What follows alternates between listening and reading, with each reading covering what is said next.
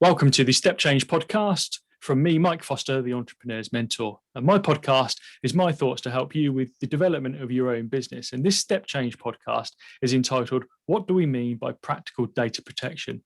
And in this podcast, I'm delighted to be joined by Kellie Peters and Regina Lally from Databasix UK. Hi, Regina. Hi, Kellie. Hi, Mike.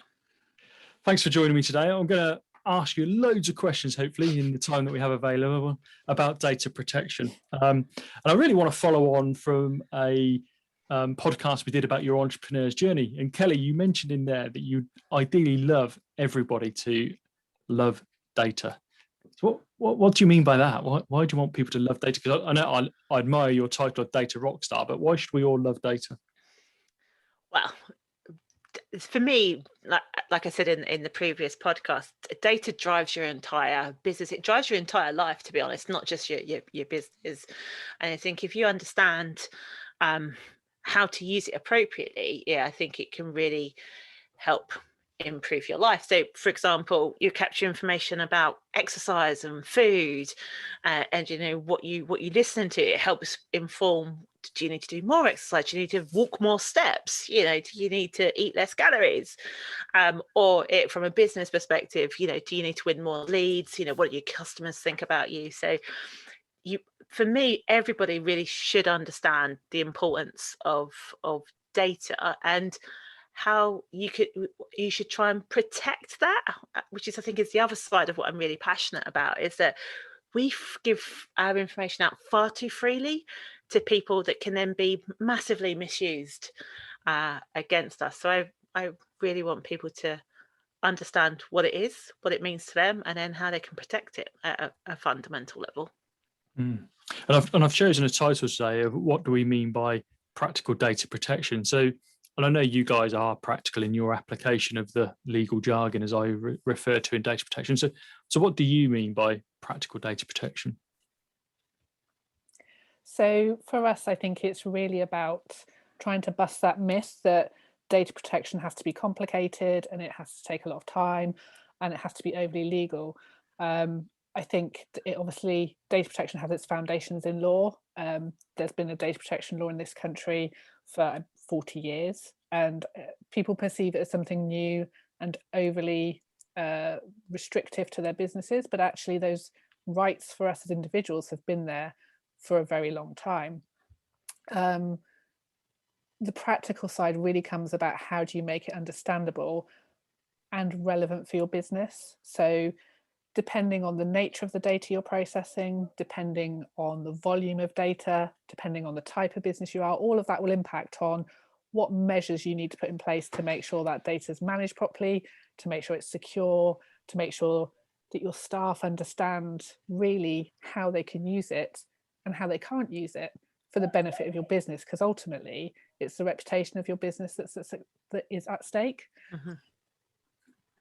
Fantastic. Very well put. I think I wouldn't have been able to describe that myself, but I do know from experience.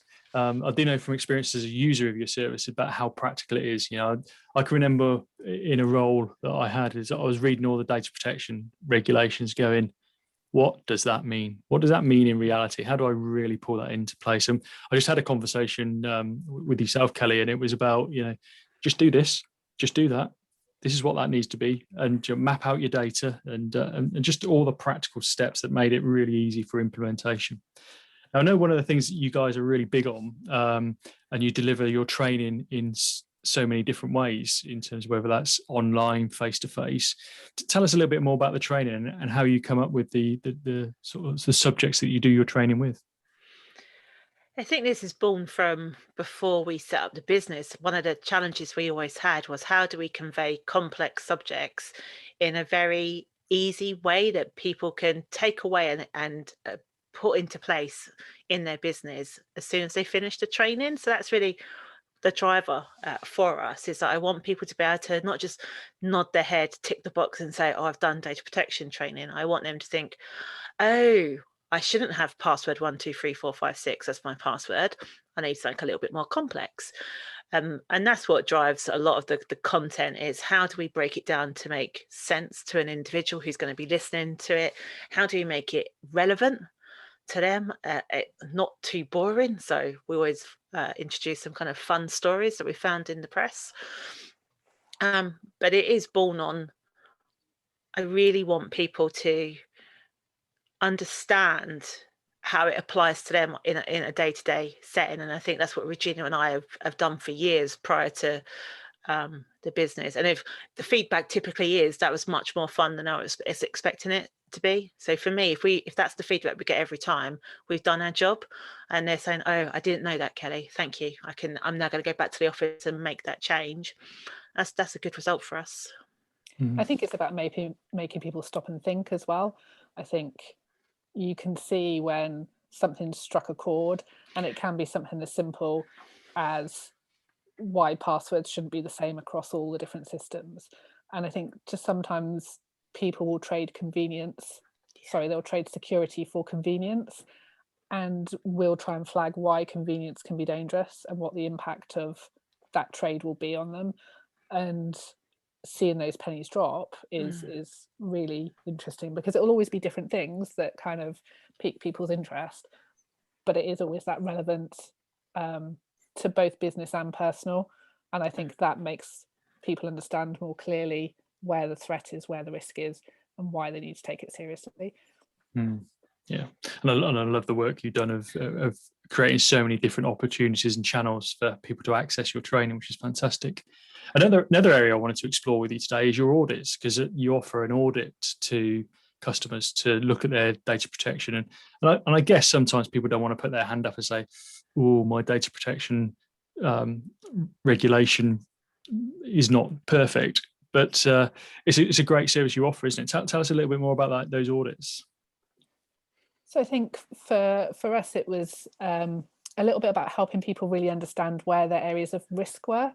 And we started working with people on their audits sort of before GDPR came in, and it's something that we're seeing a resurgence in interest. And I think what we're seeing at the moment is people are reflecting and thinking, actually, in the last year, we've shifted to a much more disparate workforce because people aren't now all coming into the office, they're working from home, or there's a bit of a mix that's potentially going to start happening. IT have potentially got much less control over that. Things might have changed in terms of data collection as well, and suddenly people realize, I think more now than ever, that actually it's not a static piece. You can't look at it on one day and say, I've ticked the box, I'm now compliant and I'll always be compliant. Things change, systems change, people change, the way that you use that data changes. And that's where that practical approach comes in, that you have to have a plan to monitor that, you have to be able to respond to it. And so having a plan of an annual audit, we'd recommend.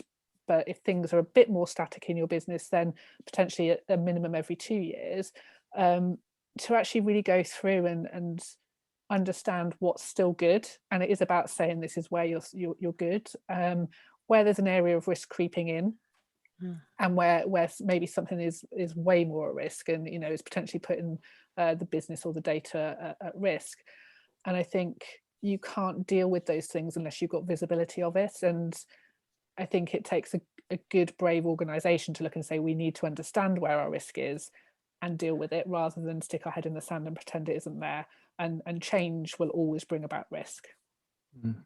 And one of the points you mentioned there when you were talking was about the working from home, and obviously with the pandemic, that's been a massive factor for many of us. And I think going forward for many businesses, there may be a hybrid model. So what have you seen in terms of some of the challenges for organizations with the work from home model in terms of their data protection?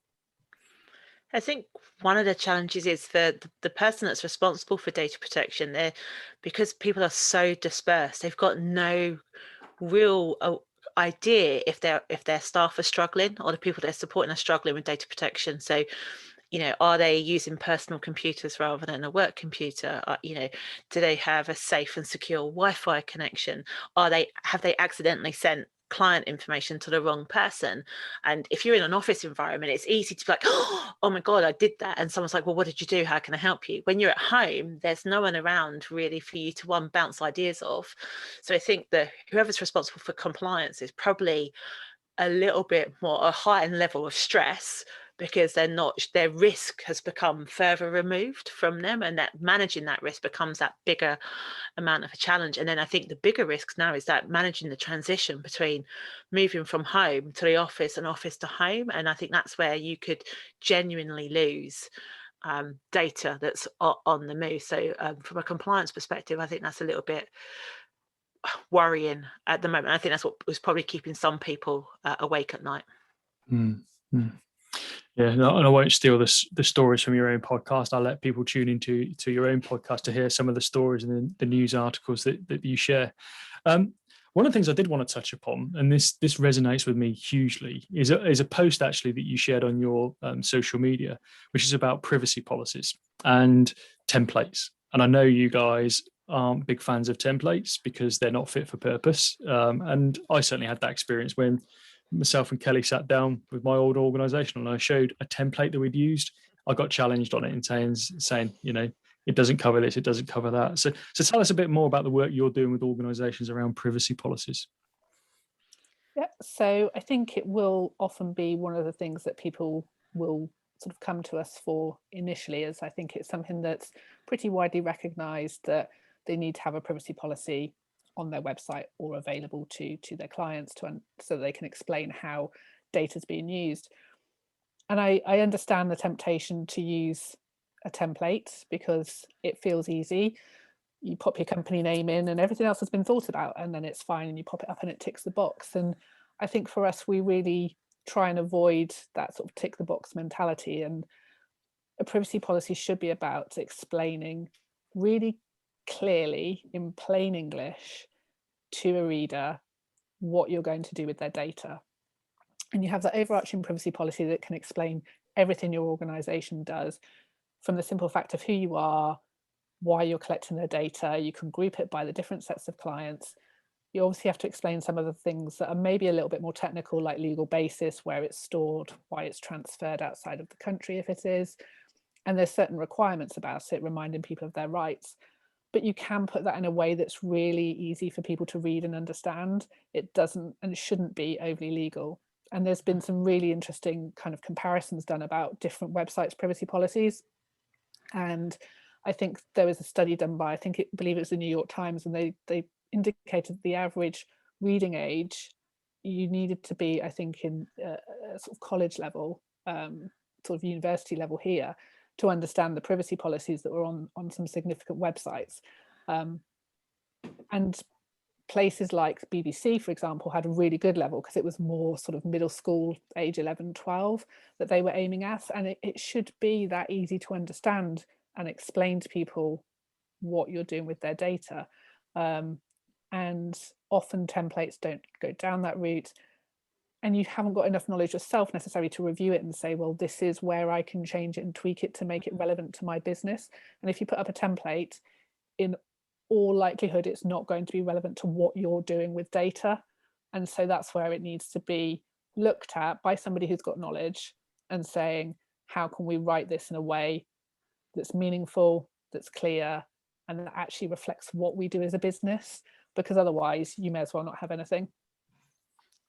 Yeah, I guess it's not one template fits all, because we use data in all different ways and different aspects. Exactly. The only thing I'd add to that, I think if you are offering services to children, you absolutely need to be mindful that they have the right to be informed as well. So you have to have a policy that a child can read. And we've done that. We've had to write policies both for an adult readership and the children. And what's been really interesting is the feedback is, can we not just use the one for the children for everything? It's like, well, you can do, because it's the easier to read. But just be mindful, if you do work with children, that your policy has to be readable by that child. Wow. I think the other thing that people don't always think about is that it should all be in one place, but you can also sprinkle bits of privacy information at the point that you're collecting data.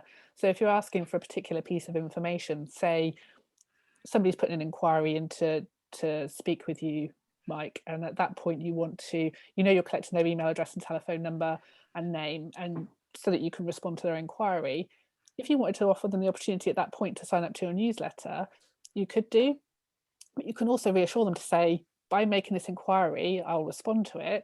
if you'd like to be added to the newsletter, please tick this box. And it's so clear and simple that what will happen by that action. And that's really simple privacy information that often people don't really even realize is privacy information, but it's a really good approach to making it transparent and easy for people to understand why you're asking for their data and what you're going to do with it. It's a really interesting tip, actually, because I've been having a number of conversations with people, when they're trying to collect information off lead forms off of their website, and people are, they still want the document, but they're perhaps not signing up because they're concerned about what's going to happen with their data, not because they're not interested in the form anymore. It's just a really interesting, and as we say, a practical tip as well. So thanks for sharing that. Well, one of the things I really admire about what you guys have done is that you've productized your business to supplement the services that you offer. And one of your new products is the toolbox. So tell us a little bit more about the toolbox.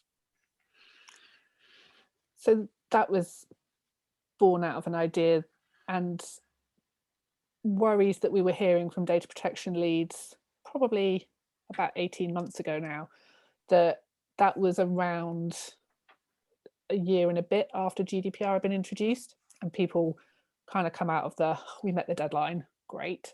And we're then starting to think, hang on a second, I've got this other role, because typically data protection leads will be operations directors, HR directors, finance directors. So they've got a lot going on that they're focused on.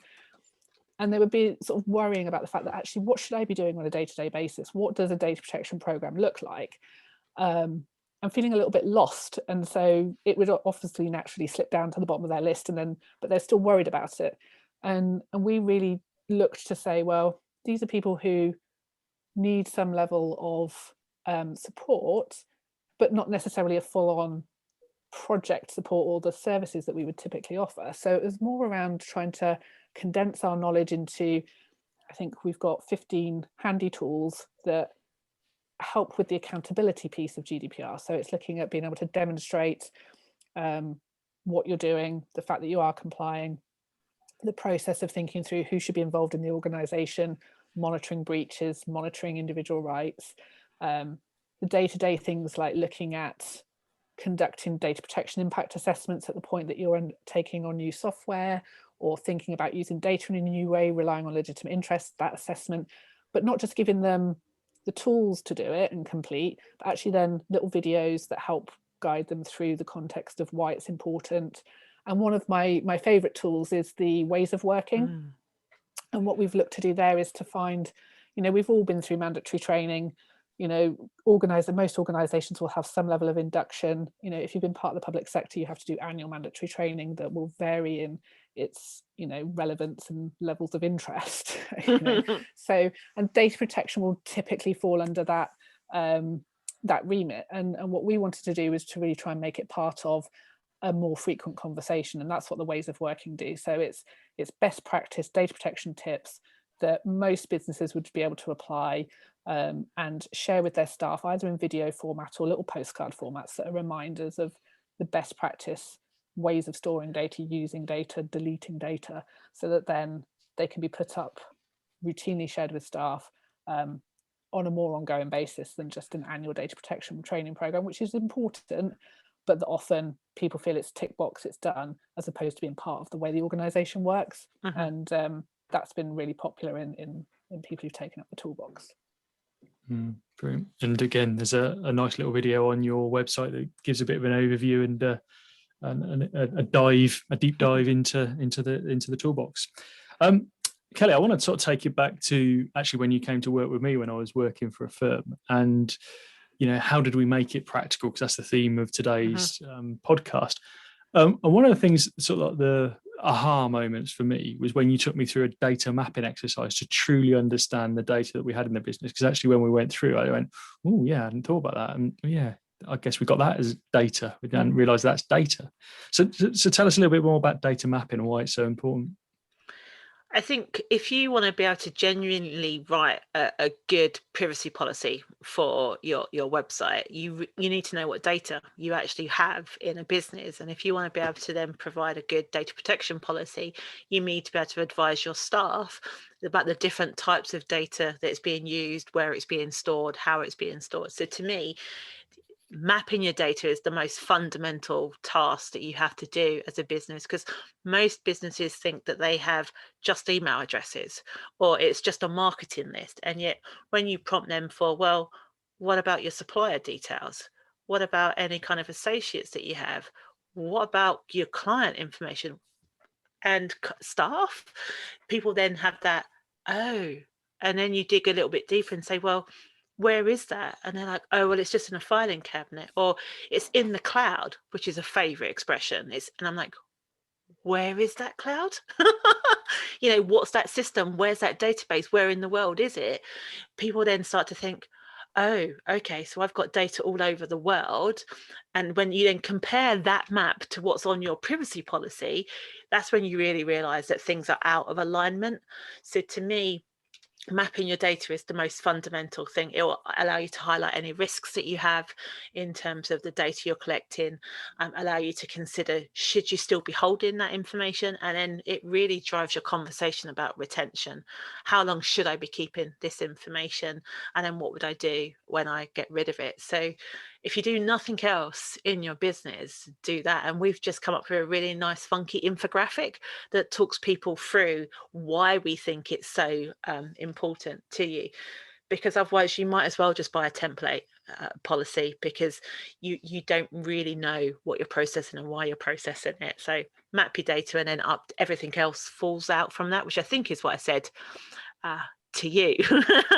You certainly did. And you certainly said it, and it certainly did, because once I had clarity with that, I certainly had that moment when you went through it with us that you explained. But I found it really fascinating actually to look at the location of where data was being held, particularly like from some of the big name accounting providers, software providers, for example, and then reading their data protection policy and making sure that it aligned with what we were trusted about. So really useful and practical. So to finish the podcast today, do you have a burning tip that you'd like to share with the listeners about data protection and how to keep it practical? I think for me is if it's just yourself in the business, it's what reasonable steps are you taking to protect your data? At minimum, have some antivirus software on your computer, back up your data. If you have staff, inform your staff. You may have the best IT solution in the world, but your staff are the first line of defense. So make sure they understand what data protection means to you and the impact of if it goes wrong. So train them, and that ongoing, build a culture of good privacy by design, data protection. Because if you do, you're never going to be 100% compliant, but I think that you will be in a much stronger place. So awareness for me is keep aware. For me, I'd say it's the accountability piece. So it's not enough to say that you are going to comply. You have to show how you're complying, or the best efforts that you're making to comply. And currently, there's a much bigger and wider awareness in the general public of the fact that there's this thing called data protection that gives them rights. And you need to be in a position that you understand what you're processing, why you're processing it, and how long to keep it for, so that if you're challenged by individuals, whether that's customer, staff, or another stakeholder, that you can confidently look and respond to their request and be confident that you're holding data that you need for the right purposes, and that if they ask you to delete it, you can either refuse or say that you will do, because you know what it is you're doing and why you're doing it. And I think without that clear picture, you could end up in hot water. Nice, lovely. Thank you for those couple of tips. I'll share a couple. One would be that location of data, because now we've gone through Brexit, that may make a bit of a difference, and that could be a whole new podcast. I'm sure we may get onto that another time, but I recommend you talk to the team at Databasix if you're concerned about your data post Brexit. And the second one is just something you shared with me on the training, that if I find a USB stick in my car park, which is a branded USB stick, don't just pick it up and put it in my computer just to find out whose USB stick it is. Big trick of the fraudsters. Fantastic. Can I add one little more? If I got Please do. one little more tip. Please do. opinions about individuals class as personal data. So if you're using Teams, chat, Slack, anything like that to have WhatsApp to have informal conversations about others, whether that's client or staff, they could be disclosable in a subject access request. So keep it professional. Great tip to finish. I better come off WhatsApp then. Brilliant. Thank you both for joining me. Thank you for sharing some thoughts and tips around the practical application of data protection. I know that you're the go-to experts, in my opinion, for that.